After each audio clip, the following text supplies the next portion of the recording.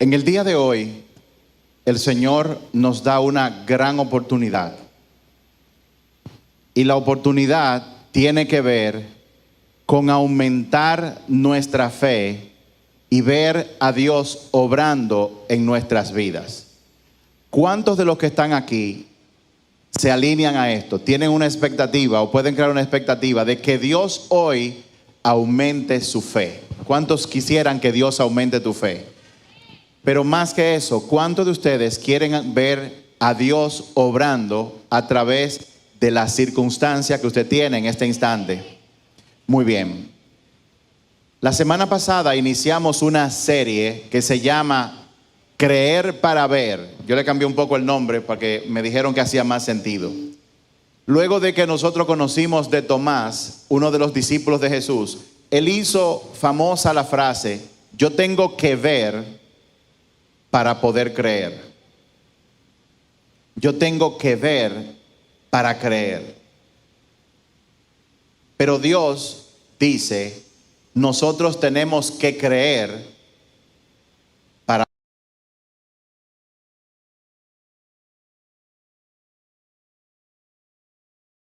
con una poda. Y toda muerte Dios la recompensa con resurrección. Cuando algo muere en ti, Dios te va a premiar con algo nuevo que va a resucitar. Dentro de la serie Creer para Ver, la semana pasada el mensaje se llamó El poder de la incredulidad. El poder de la incredulidad, porque así como creer tiene poder, la incredulidad también tiene poder. Y una de las cosas que Dios va a romper hoy en tu vida es el poder de la incredulidad que hay en ella. Y yo quiero comenzar o continuar hablándoles del tema de hoy. El tema de hoy se llama Remueve la piedra y sigue caminando. Remueve y sigue caminando. Creer es tener la capacidad de ver lo sobrenatural. Cuando Jesús vino a la tierra, con él vino el reino de los cielos aquí a la tierra. Y lo primero que Jesús dijo es: arrepiéntanse, pues el reino de los cielos se ha acercado. Arrepiéntanse, pues el reino de los cielos se ha acercado. Es la voluntad de Dios. Escuche, es la voluntad de Dios que lo sobrenatural de su reino se manifieste aquí en la tierra. Eso no es un privilegio solamente para pastores, eso es un privilegio que Dios le da a todo hijo y a toda hija. ¿Cuántos de ustedes han pasado o están pasando por alguna situación difícil? ¿Cuántos? Muchos de nosotros hemos pasado por situaciones difíciles y esas situaciones difíciles, muchos de nosotros la podemos resolver con los recursos que Dios nos ha dado, con la inteligencia, con la experiencia, con las conexiones que tenemos, etc. Pero llega un momento en la vida de todo el que camina en esta tierra, creyente o no creyente, donde se necesita el poder sobrenatural de Dios para poder resolver una situación. Y no importa la edad que tú tengas, eso es una realidad. Todo el mundo en algún momento va a estar delante de una situación grande que humanamente no puede ser resuelta. Jesús se refirió a ese tipo de situaciones dándole el nombre de montañas. Porque una montaña, un ser humano no puede moverla.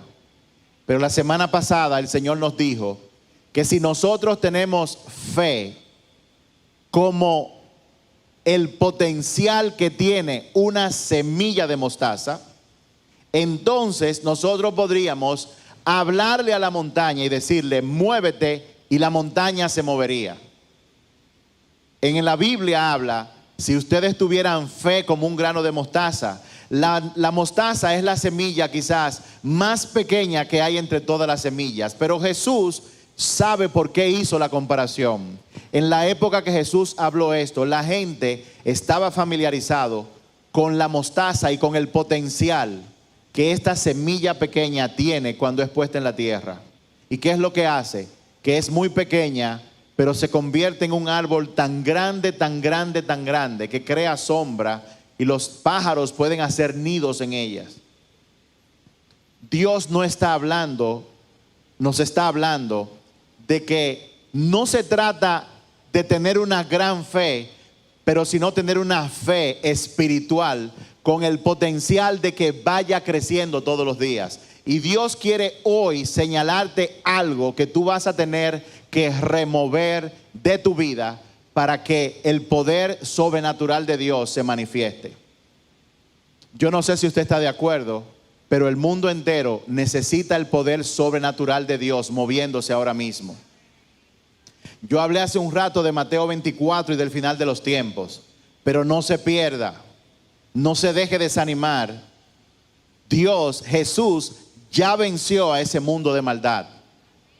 Cuando usted ve la maldad, usted está viendo el cumplimiento de la profecía y eso crea un sentimiento encontrado. Porque por un lado uno no quiere que la maldad esté ahí, pero por otro lado, ¿cuántos quieren que Jesús venga?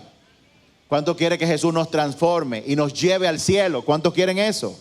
Para que eso ocurra, todo lo que está en la Biblia, el crecimiento de la maldad, la persecución, la traición, tiene que ocurrir. Porque eso es parte de la profecía que Dios estableció. Creer es vital. La semana pasada hablamos de que un puente une dos pedazos de tierra. Un puente es la señal de que hay un obstáculo que se interpone entre dos territorios de tierra. Ese obstáculo puede ser un río, puede ser un valle, puede ser muchas cosas. Un lado de esa tierra es lo natural, que es como nosotros nos desenvolvemos. Pero hay cosas que para nosotros resolverla, como he dicho, tenemos que entrar en lo sobrenatural. Y para llegar de lo natural a lo sobrenatural hay que cruzar el puente de la fe. Tenemos que cruzar el puente de la fe. Pero hay algo que se interpone a que esa fe se manifieste, esté presente, se muestre. Y de eso es que vamos a hablar ahora. En Juan 11, abra su Biblia. Juan capítulo 11. Jesús nos muestra, nos enseña acá. Juan 11, verso 38 en adelante. Yo voy a leer esto en la Reina Valera 60. Voy a leer a Juan 11, verso 38 en adelante. Esto es un pasaje muy conocido para muchas personas. Dice lo siguiente.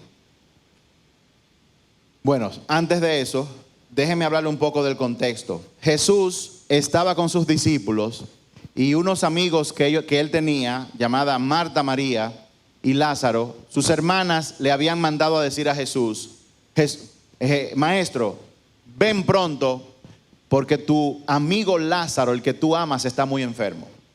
Jesús recibió la noticia y ustedes recuerdan que lo que Jesús hizo fue, en vez de ir de inmediato para sanar a Lázaro, él dijo: no, vamos a esperar.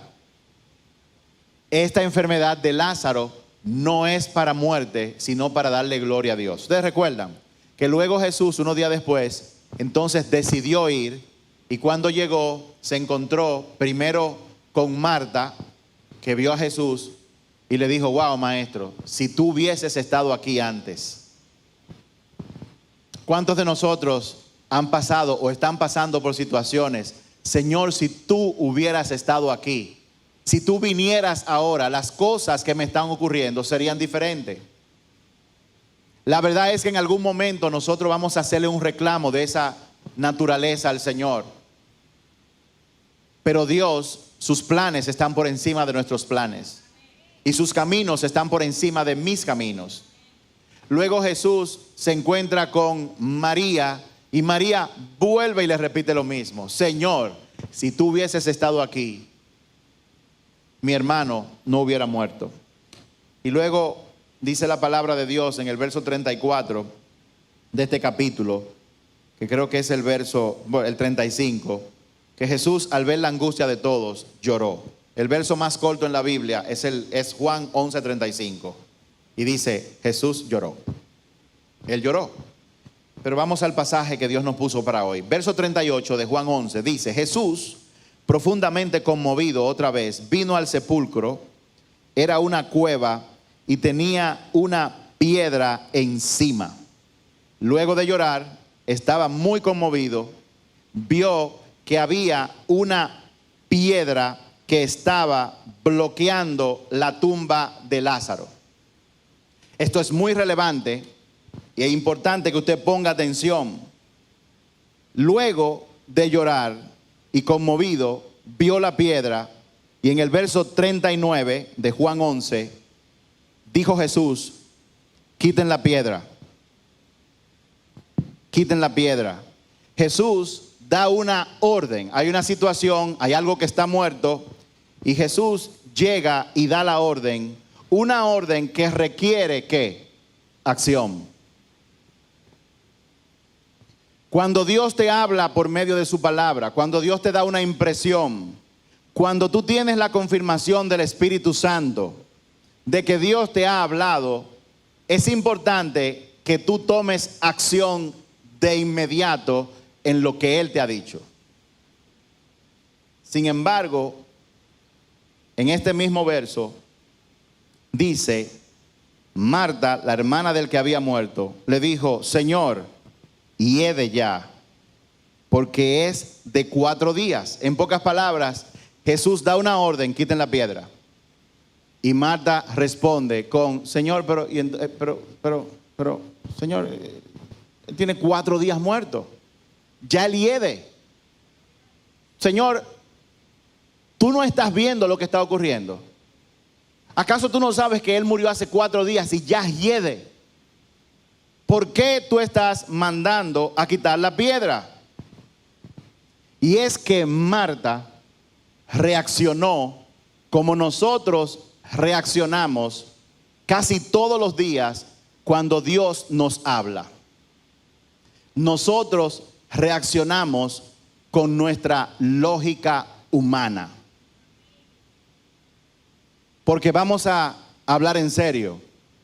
Lo que Jesús le está pidiendo a ellos es algo ilógico. ¿Cómo tú vas a hacer algo o a mandar a quitar la piedra, a destapar una tumba de alguien que murió y su muerte está tan avanzada que ya hiede? Hay áreas de nuestras vidas que se han muerto. En cada persona puede ser diferente. No sé si ustedes recuerdan las palabras de Pablo cuando llegó al final de sus días. ¿Qué dijo Pablo? He peleado la buena batalla. Y agregó otra cosa. He mantenido la fe. Nuestra vida se trata que todos los días nosotros estamos en una carrera donde diario tenemos que mantener la fe.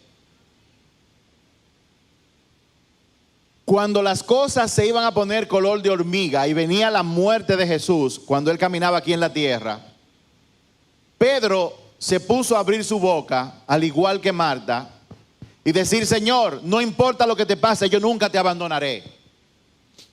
Y Jesús le dijo, Pedro, Pedro, hoy, antes de que cante el gallo, mejor dicho, antes de que amanezca y cante el gallo 3 veces, antes de que cante el gallo, tú me vas a negar 3 veces. Jesús le dijo a Pedro, Pedro, Satanás ha pedido permiso para zarandear tu vida, para atacarte, para oprimirte. Y lo que yo voy a hacer es orar para que tu fe no falle. Cuando la fe falla y nosotros a diario no estamos conscientes, la fe puede morir. Cuando dura mucho tiempo muerta, llega un momento en que hiede. No hay cosa más hedionda que un cristiano, que un hijo y una hija de Dios que ha profesado a Cristo frío o fría. No hay cosa más hedionda que un hijo o una hija de Dios que conociendo a Dios deja que le dé una gripe a su fe, deja que muera y luego hiede a través de las decisiones que toma todos los días, las cosas que dice, el estado de desesperanza en el que entra, el desenfoque que arropa su vida cuando comienza a enfocarse en cosas tan superficiales y tan banales. En estos días mi esposa hizo una publicación de Primera de Juan capítulo 2, versos de 5 al 7, que dice, y estoy parafraseando: no ames al mundo, ni las cosas que están en el mundo. Porque el mundo solamente ofrece tres cosas: el deseo de la carne, la codicia de los ojos y la vanagloria de este mundo. El mundo pasa con todos sus deseos, mas el que hace la voluntad de Dios vivirá para siempre. Y hubo una persona sin deseos de abochornar a nadie, no se trata de eso, porque eso le puede pasar a cualquiera, que dijo: ¿cómo así de no amar al mundo? Dios no amó al mundo. Lo que pasa es que cuando Dios habla, cuando la palabra habla de mundo, se refiere a dos cosas. Cuando habla de mundo, se refiere al mundo donde nosotros estamos habitando, pero también la palabra mundo, si usted busca la raíz, se refiere al sistema satánico que está en este mundo. ¿Cuál es el sistema satánico? Es el sistema, y oigan esto muy claramente, el sistema satánico es un sistema espiritual que ataca la mente de las personas. ¿Cómo la ataca? Cuestionando la verdad de todo lo que Dios ha dicho. ¿Y será verdad que Dios me habló? ¿Y será verdad que Dios existe? ¿Será verdad que Él resucitó? ¿Será verdad que yo tengo una nueva vida en Cristo? Ese es el trabajo de Satanás. Y cuando una persona no pelea la buena batalla a diario, manteniendo la fe, su fe muere y hiede. El punto es que Marta reaccionó de esa forma. Marta reaccionó delante de Jesús como nosotros muchas veces reaccionamos cuando Dios nos dice una cosa y no la entendemos o se sale de toda lógica. Eso fue lo que hizo Marta. A lo mejor tú tienes una situación matrimonial o financiera o de salud o de familia, situación entre padre e hijos o situación con algún vecino, no importa lo que sea. ¿Cuál es la situación que tú tienes? Tú vas y oras y Dios te dice cosas absurdas porque tu lógica así lo percibe. Marta reaccionó de esa forma. Cuando nosotros respondemos de esa forma, lo estamos haciendo con la lógica humana. Ahora, no me malinterpreten. Lo que Marta estaba diciendo era lógico y Marta, desde el punto de vista humano, científico, tenía razón. Algunos de mis hijos me dicen: ¿y por qué tú haces eso? Eso no tiene sentido. Yo soy el único que tiene hijos así. ¿Hay alguien más que le haya pasado eso con alguno de sus hijos? Qué bueno, me siento tranquilo. Eso no tiene sentido. ¿Quién ha dicho que las cosas de Dios siempre van a tener sentido? Ahora, yo no quiero decir con eso que yo no haga disparates y que yo no haga cosas sin sentido humanamente. Yo cometo muchos disparates todos los días. Pero Dios me ama tanto que tengo hijos que siempre me lo viven recordando. Por ejemplo, este viernes yo tenía que orar en familia a las 9 de la noche y me entretuve leyendo un bendito libro que me gustaba mucho y leyendo la Biblia. Y llego arriba todo entusiasmado por lo que Dios me está hablando y me dice uno de mis hijos: ¿y tú no tienes que orar a las 9 de la noche? Y yo dije: ups, 9:20. Yo creo que yo le dije no, pero después yo dije, el Señor me dijo sí. ¿Y qué yo tuve que hacer? Bueno, yo simplemente le dije, mandé un mensaje pidiéndole disculpas a la gente, porque yo tenía que haber, no había sentido, no había sentido. Cuando usted tiene un compromiso con algo, tiene que estar atento. Pero como me dijeron varias personas: pastor, qué bueno que usted es un ser humano. Claro que yo soy un ser humano. Todos pasamos por lo mismo. Entonces, en el verso 40, ponga atención a lo que Jesús le dijo a Marta. ¿Qué es lo que te dice a ti? Jesús dice, hagan esto, algo que no tiene sentido. Y Marta responde con la lógica humana. Pero él está muerto, él hiede. ¿Qué es lo que tú estás haciendo? ¿Por qué tú no viniste antes? ¿Por qué tú no lo encontraste en la cama? Ahora tú quieres sacarlo de ahí, que tiene 4 días. ¿Cuántas cosas no le decimos nosotros al Señor? Y en el verso 40, Jesús le dijo, no te he dicho. Y me quiero detener ahí. La respuesta de Jesús ante la lógica humana de Marta, ante la justificación de Marta de por qué ella no hizo inmediatamente lo que Jesús le estaba pidiendo, la respuesta de Jesús fue, Marta, ¿y yo no te he dicho? ¿Y tú no has puesto atención? ¿Acaso tú no te acuerdas cuando tú estabas en esta situación y yo resolví el problema? ¿Acaso tú no te acuerdas que un familiar tuyo, tú mismo estabas enfermo o enferma y yo te libré de la muerte? Y ahora que viene esta situación, tú estás protestando. Y tú no me escuchaste, fue. Y Jesús le dice, no te he dicho que si tú crees, verás la gloria de Dios.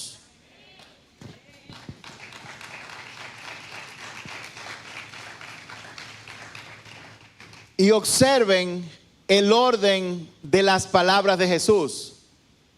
Jesús no le dijo, Marta, no te he dicho que cuando tú veas, tú vas a creer.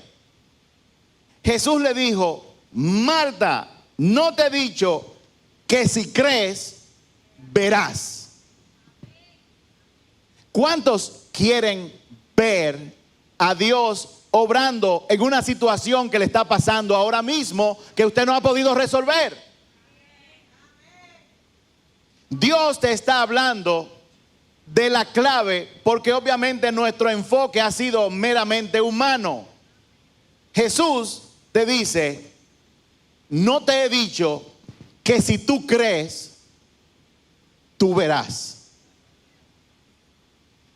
Para yo ver, yo tengo que primero creer.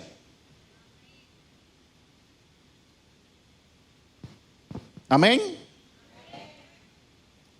Si crees, tú verás la gloria de Dios. O sea, si tú crees, tú vas a ver la gloria de Dios. ¿Y qué es la gloria de Dios?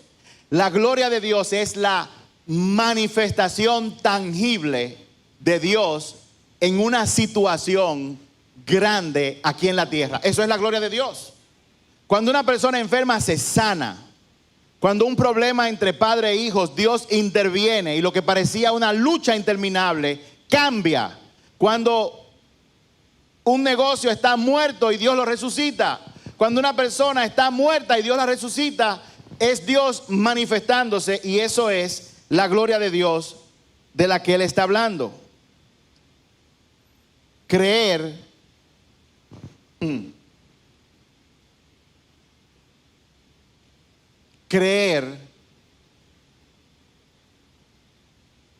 no tiene que ver con yo decir yo creo. Creer es mover la piedra.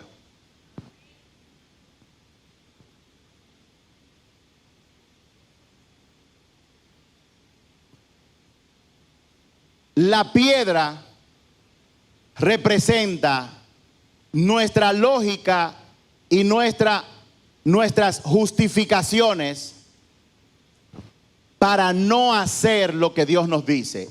Esa es la piedra.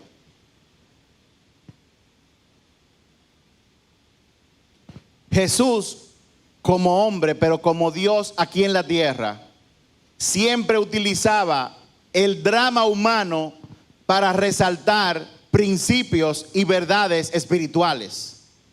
Jesús le está diciendo a ellos, muevan la piedra. Y lo que le está diciendo es, quita la piedra de tu incredulidad, quita la piedra de tu justificación de por qué, cómo, de qué forma Dios lo va a hacer. Simplemente quita la piedra, o mejor dicho, ten fe, que es lo mismo que quitar la piedra. ¿Cuántos me están entendiendo? La pregunta ahora es, ¿cuál es la piedra en tu vida? ¿Qué significa esa piedra en tu vida? Piensa por unos segundos. ¿Cuál es la lógica? ¿Cuáles son las justificaciones que tú te das a ti mismo de por qué Dios no está obrando o de por qué eso es tan difícil y Dios no lo puede solucionar? Piensa por un momento. En tu caso, ¿cuál es tu razonamiento?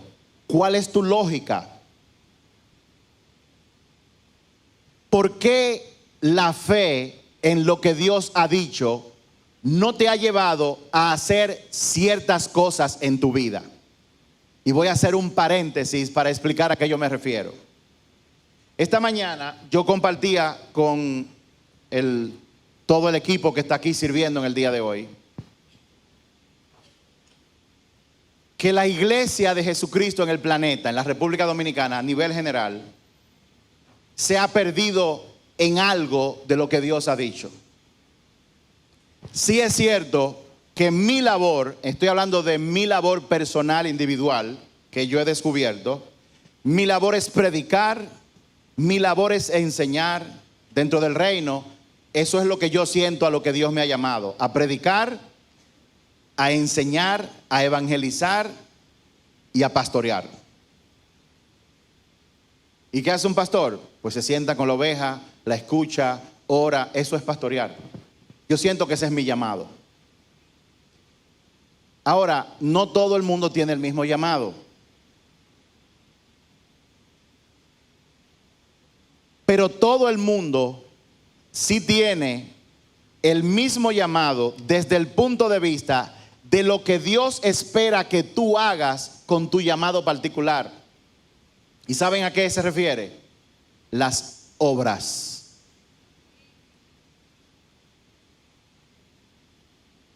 La Biblia dice que una fe que no tiene obras es una fe muerta.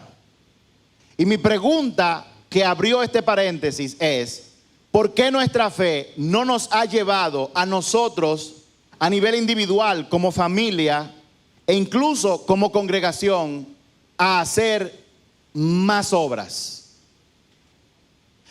Porque por si usted no lo sabía, la palabra de Dios dice en Efesios, lo pueden leer después, que Dios quiere que tú seas preparado para llevar a cabo toda buena obra que Él determinó desde antes de la creación del mundo. Es decir, tu agenda, la que Dios quiere que Dios haga, que tú hagas, Juan Luis, ya fue predeterminada. Tu trabajo es averiguar cuál es esa agenda en vez de emplear tu tiempo tratando de decidir lo que tú quieres hacer con tu propia agenda. La mayor parte de la gente se ocupa en su agenda, en lo que quiere hacer.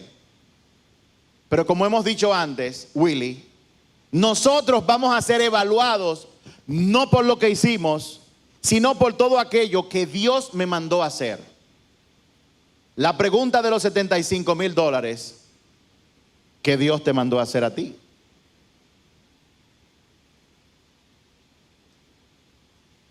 Si yo tengo una agenda con cosas que tengo que hacer y me levanto y no miro la agenda, yo corro el riesgo de hacer en ese día muchas cosas que no van a estar relacionadas con lo que está en la agenda.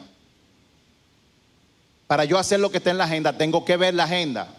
Y ver la agenda en el reino de los cielos implica de manera inevitable que cuando yo abro mis ojos, lo primero que yo tengo que hacer es buscar el rostro de Dios para que Él me abra la página de la agenda de lo que Él quiere que yo haga en ese día.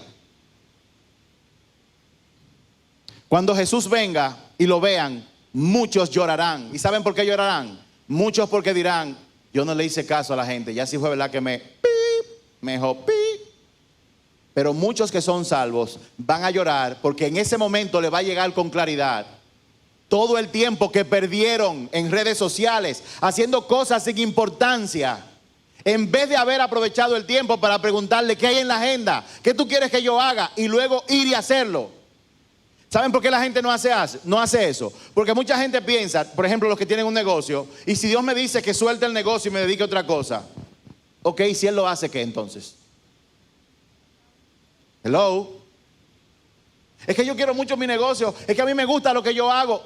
Vuelvo y te repito, cuando tú estés delante del Señor y Él te vaya a evaluar, ¿qué habrá importado tu negocio en comparación con lo que Dios te dijo que tú tienes que hacer?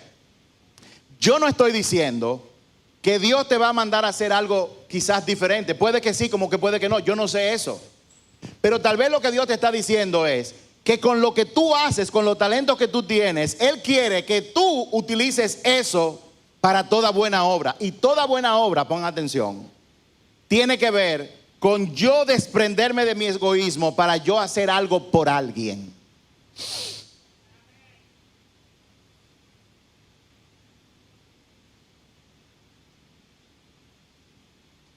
¿Dónde está la gente que tiene negocio aquí? Pónganse de pie. Los que tienen negocio, pónganse de pie, que tienen empresa, negocio. Si usted vende pastelitos, si usted vende galletas, lo que usted tenga, póngase de pie. Usted vende un servicio, no importa. Si usted se fija, no todo el mundo aquí está de pie, porque no todo el mundo nació para tener un negocio. Si usted no lo tiene, no se sienta mal porque su amigo, su hermano lo tiene. Simplemente acéptelo y pregúntele al Señor, ¿para qué tú me llamaste a mí? Pero si hay algo que yo sé, es que el que tiene un negocio tiene la capacidad de producir riquezas más que cualquier otra gente. Y les voy a decir un secreto.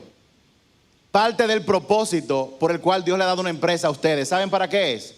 Para que usted siembre en la obra de Dios, en la iglesia.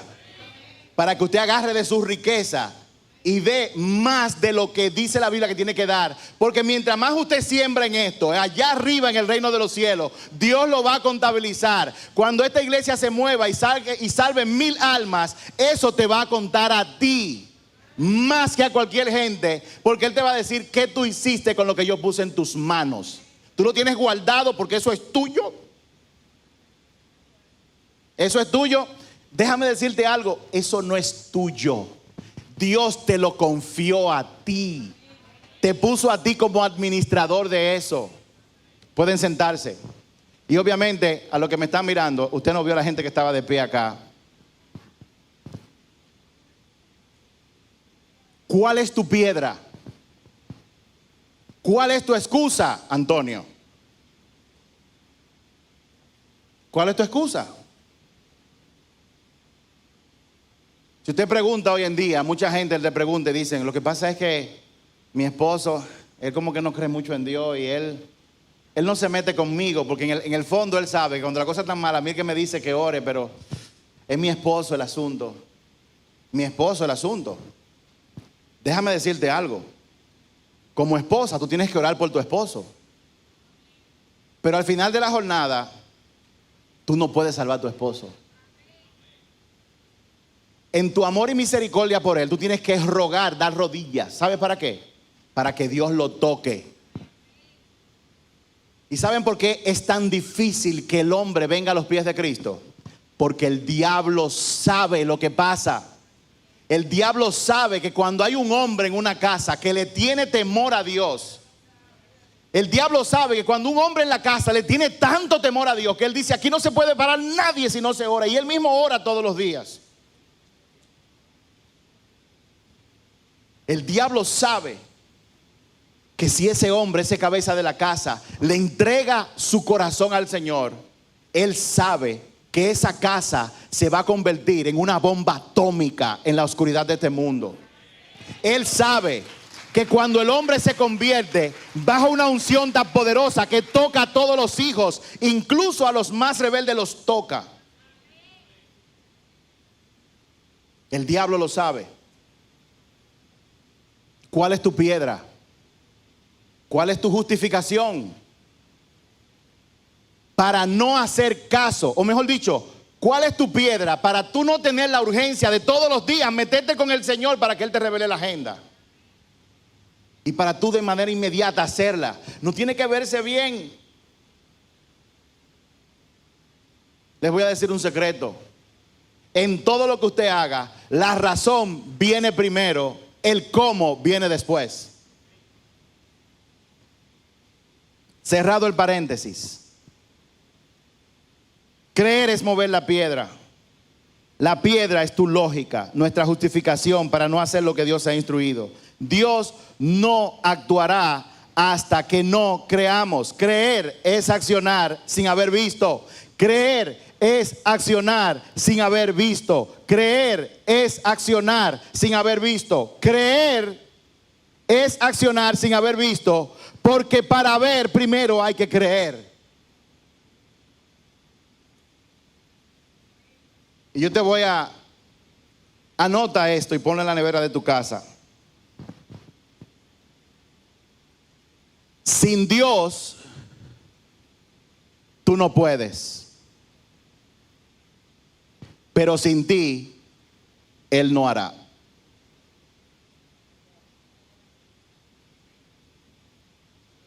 Sin Dios, tú no puedes hacer nada.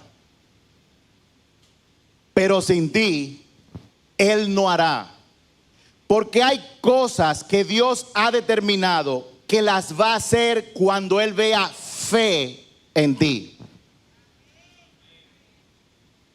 Pero Dios no me necesita, eso es una realidad. Y hay cosas que Dios actúa con o sin tu aprobación. Su plan se va a cumplir. Ahora, Él ha determinado que en tu vida hay cosas que no van a ocurrir hasta que tú no cruces el puente de la fe. Hasta que tú no quites la piedra. ¿Cuál es tu piedra?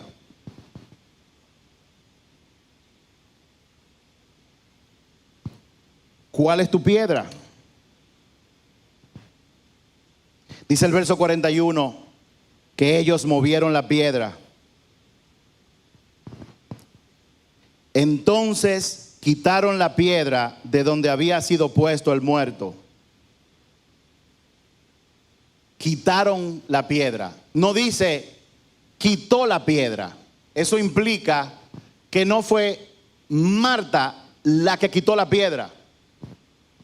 Quitaron la piedra significa que Marta, Ian, fue ayudada por un grupo de gente que estaba ahí para remover la piedra de Marta que evitaba el milagro. Jennifer, ¿tú sabes qué significa eso? Que tú, al igual que don José, al igual que Juan, al igual que Carla, al igual que Lisa, al igual que Ámbar, todos en algún momento vamos a necesitar de la familia de Dios para que nos ayude a remover la piedra. Usted no es tan inteligente, tan poderoso, tan autosuficiente que no necesite de la ayuda de los hermanos de la familia de Dios. Por eso es que Él dice en Hebreos 10, 24 y 25, no dejen de congregarse como hacen algunos. La realidad es que el que pierde esta perspectiva pierde mucho. Tú necesitas de mí, pero ¿sabes una cosa? Yo necesito de ti. Y la persona que está detrás de ti necesita de ti en algún momento. ¿Quién moverá la piedra en una circunstancia? Eso Dios lo va a determinar. Y Dios siempre va a usar al que esté atento y pendiente, porque el que ayuda a otro hermano gana puntos allá arriba. Y te serán contados cuando pasen balance en el banco del reino de los cielos. ¿Qué tú estás esperando para remover la piedra? Si tú no puedes moverla, busca gente que te ayude a moverla. Dice el verso 41 también. Entonces quitaron la piedra de donde había sido puesto el muerto. Y Jesús, alzando los ojos a lo alto, dijo: Padre, gracias te doy por haberme oído. ¿Qué fue lo que dijo Jesús? Gracias, Señor, ¿por qué? Por haberme oído. Jesús no dijo, Padre, gracias porque tú siempre me escuchas. Él habló muy claro en tiempo pasado. Gracias por haberme oído. Lo cual implica que Jesús, antes de enfrentar esa situación, hacía rato que había tenido una conversación con el Padre con relación y en referencia a tu situación. ¿Cuál es tu problema ahora mismo? Ya hay una conversación que Jesús, que es el intercesor por excelencia, el mejor y único y verdadero intercesor, ya Jesús tuvo una conversación con relación a tu situación, con relación a tu hijo, con relación a tu matrimonio, con relación a la enfermedad de un familiar, con relación a lo que sea que te esté pasando. Ya hubo una conversación respecto a eso. Jesús lo que está esperando es que tú muevas la piedra para Él actuar.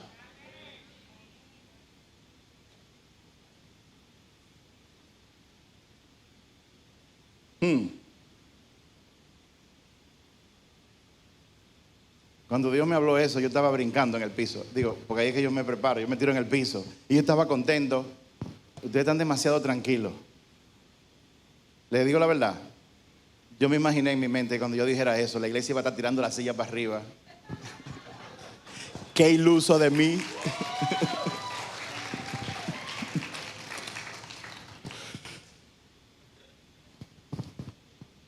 En el mismo capítulo de Juan 11, en el verso 2, para que ustedes vean que sí, dice, cuando empieza todo este drama, entonces estaba enfermo uno llamado Lázaro de Betania, la aldea de María, de Marta, su hermana.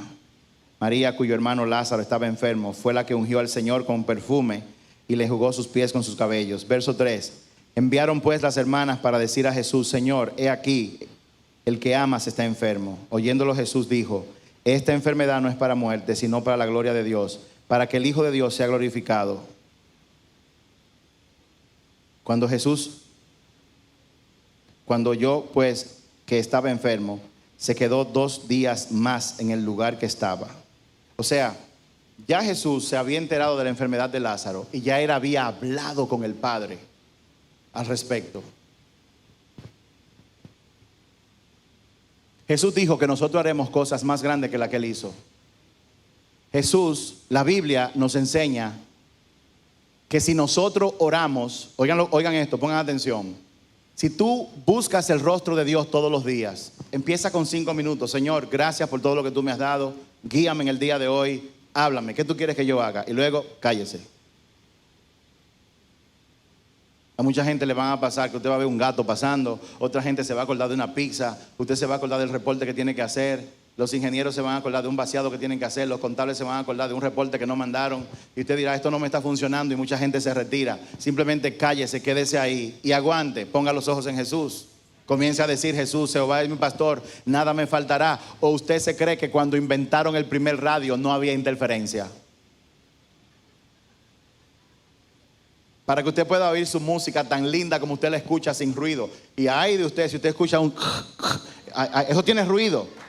En la época mía y de Alejandro, nosotros oíamos en AM y era tierra lo que oíamos. Y nos poníamos contentos cuando oíamos la canción al final y brincábamos. Ahora la gente se incomoda con el... Usted va a tener estática. Usted se va a acordar de que no compró carne para comida ese día. Usted se va a acordar de que tiene que entregar un trabajo de la universidad. Usted se va a acordar de que su esposo ayer le habló mal y no le ha pedido perdón. Cuando usted quiere escuchar a Jesús, el diablo te va a bombardear con todo tipo de pensamiento, pero aguanta y persevera. Y abre tu oído, que en medio del ruido Él te va a hablar. En medio del ruido Él te va a hablar, porque Él ha dicho, mis ovejas escuchan mi voz y me siguen. Dios te ha dado la capacidad en medio del ruido de escuchar su voz. Y cuando tú escuchas su voz y tú le haces caso, óyeme, qué cosa más maravillosa. Mi esposa contó esto, pero no importa. En la primera semana que me tocó ir en este año, después de la situación, a orar en la Cámara de Diputados, yo fui con un plan y el Señor me dijo, habla en base a los primeros 5 versos del Salmo 91. Pide protección. Ya lo ven, ahí está.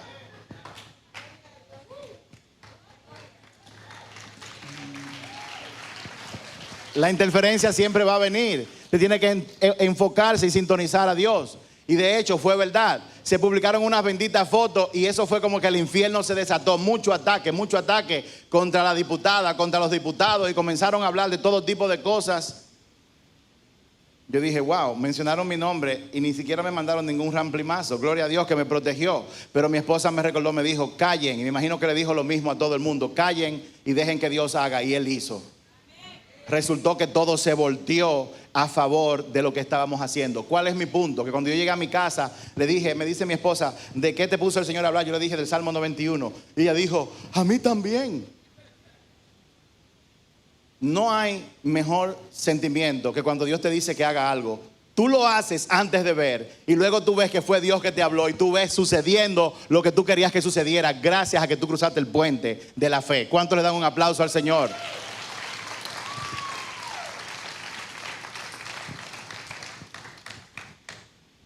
No se trata de ti en estos casos esperando que Dios haga.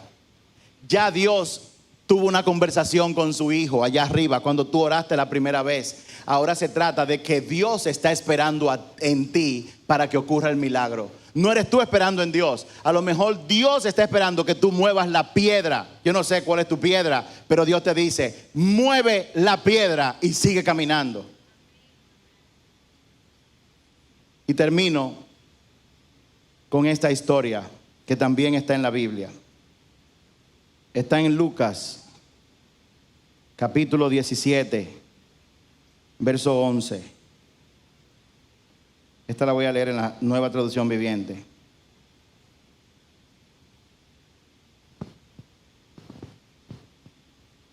Remueve la piedra y sigue caminando. Es el mensaje de hoy. Lucas 17, verso 11 en adelante. Mientras Jesús seguía camino a Jerusalén, llegó a la frontera entre Galilea y Samaria. Al entrar en una aldea, 10 leprosos se quedaron a la distancia, gritando, Jesús, Maestro, ten compasión de nosotros. Y lo repetían una y otra vez. Verso 14. Jesús los miró y dijo, vayan y preséntense a los sacerdotes. Y mientras ellos iban, quedaron limpios de la lepra. Ellos fueron hacia el sacerdote, aún estando infectados. Estos 10 leprosos habían escuchado que todo el que iba donde Jesús con una enfermedad, o casi todos, Jesús los sanaba. Y cuando ellos se acercaron con lepra, para que usted sepa, la lepra es una enfermedad de la piel. El problema de la lepra es que mata la sensibilidad del cuerpo. Y usted puede cortarse un dedo y no sentirlo. El dolor es una protección.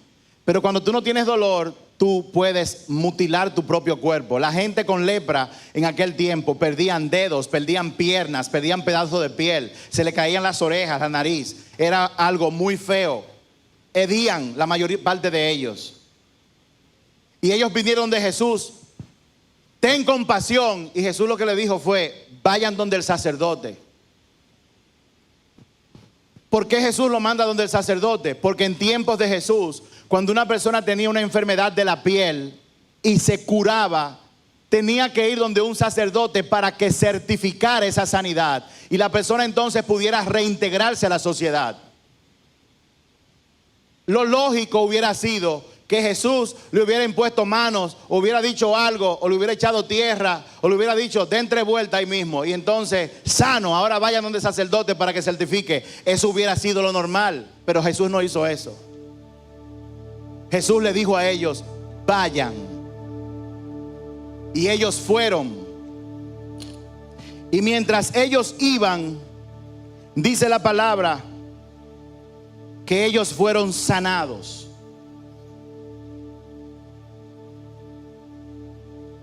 Lo grande es que mientras ellos comenzaron a dar los primeros pasos, todavía seguían enfermos.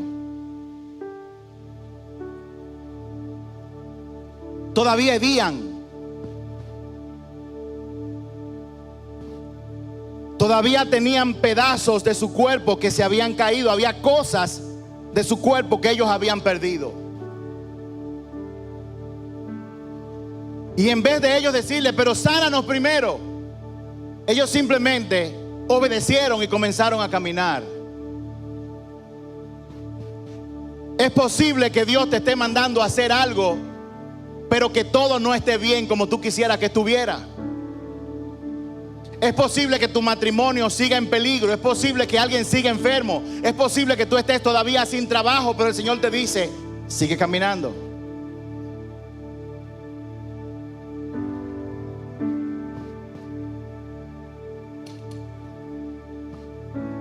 Sigue caminando. Aunque en este momento tú no veas cambios, sigue caminando. Aunque tu situación no se vea bien y tú pienses que ya todo está perdido, el Señor te dice, sigue caminando. Aunque tengas dolor, aunque tú estés cojeando, aunque no tengas trabajo, esposo, hijo, sigue caminando, te dice el Señor. No todo tiene que estar bien. Sigue caminando. Sigue caminando, porque aunque todo no esté bien, tú puedes seguir caminando.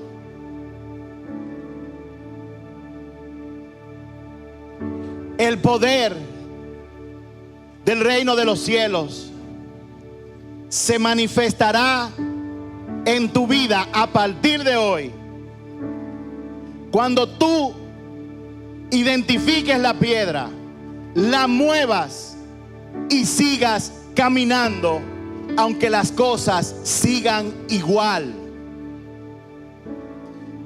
Porque dice la palabra que mientras ellos seguían caminando en dirección hacia el sacerdote, fueron sanos.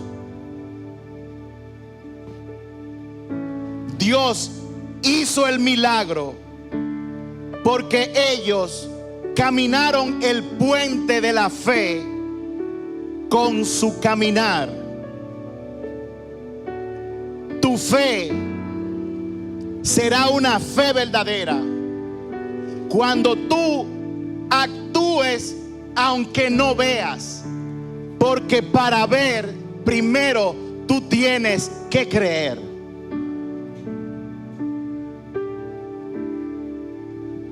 Yo no sé dónde tú estás en este momento de tu vida, pero Dios le dice a alguien, sigue caminando.